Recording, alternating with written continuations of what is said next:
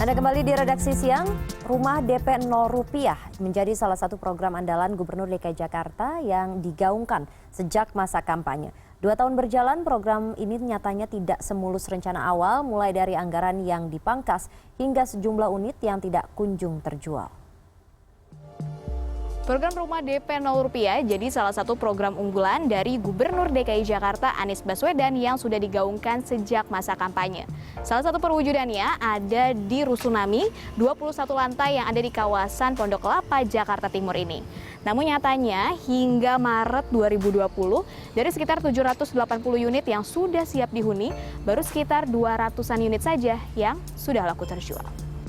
Rumah susun DP 0 rupiah ini diperuntukkan bagi warga DKI Jakarta yang berpenghasilan di bawah 7 juta rupiah per bulan. Rampung sejak Agustus 2019, total ada 780 unit yang disiapkan lewat Rusunami Nuansa Pondok Kelapa.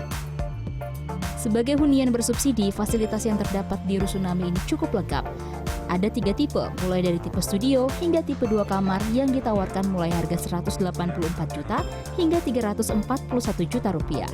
Harga tanah di Jakarta sekarang kan sangat lumayan mahal ya. Kalau untuk kita penghasilan yang karyawan biasa, untuk punya rumah di Jakarta kayaknya sulit banget gitu. Tapi dilihat dari adanya program DP 0% ini yang tanpa DP memudahkan kita untuk. Kita kan selama ini belum punya memang rumah kan, masih di mama gitu. Jadi ya lumayan lah membantu gitu. Namun dari 780 unit rumah DP 0 rupiah siap huni, ternyata yang sudah melakukan akad jual beli hingga Maret 2020 belum mencapai separuhnya, hanya di kisaran 200 unit saja. Di sisi lain, hingga akhir Januari 2020, sebenarnya sudah ada sekitar 7.000 masyarakat yang berminat dengan hunian ini. Namun sebagian besar gugur karena tak memenuhi sejumlah kriteria yang diterapkan Pemprov DKI Jakarta. Selain kriteria umum seperti memiliki KTP DKI dan belum pernah memiliki hunian sebelumnya, banyak pula yang gagal mendapatkan hunian ini akibat rekam jejak perbankan yang kurang baik. Ada Pergub yang memberikan kriteria ya. Siapa sih kita dalam Pergub disebut calon penerima manfaat ya. Nah, tentu ini kebijakan yang dievaluasi dan baru awal Februari kemarin ada revisi atas Pergub ini ya. Sebagian besar masyarakat yang jadi sasaran dari program Rumah DP 0 rupiah ini terbukti tak memiliki kemampuan daya beli. Meski ditargetkan terjual habis pada pertengahan tahun, masih banyak unit yang kosong tak berpenghuni. Kemampuan daya beli masyarakat itu akan sangat mempengaruhi daya serap rumah yang akan mereka jual. Nah, pertanyaannya kan begini.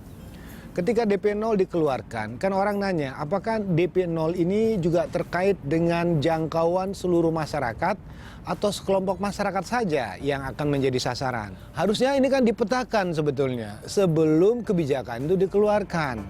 Selain mengevaluasi kriteria calon penerima manfaat rumah DP 0 rupiah, Pemprov DKI juga berinovasi dengan meluncurkan aplikasi Samawa DP 0 rupiah sebagai bentuk evaluasi dalam hal transparansi, informasi, dan proses pendaftaran.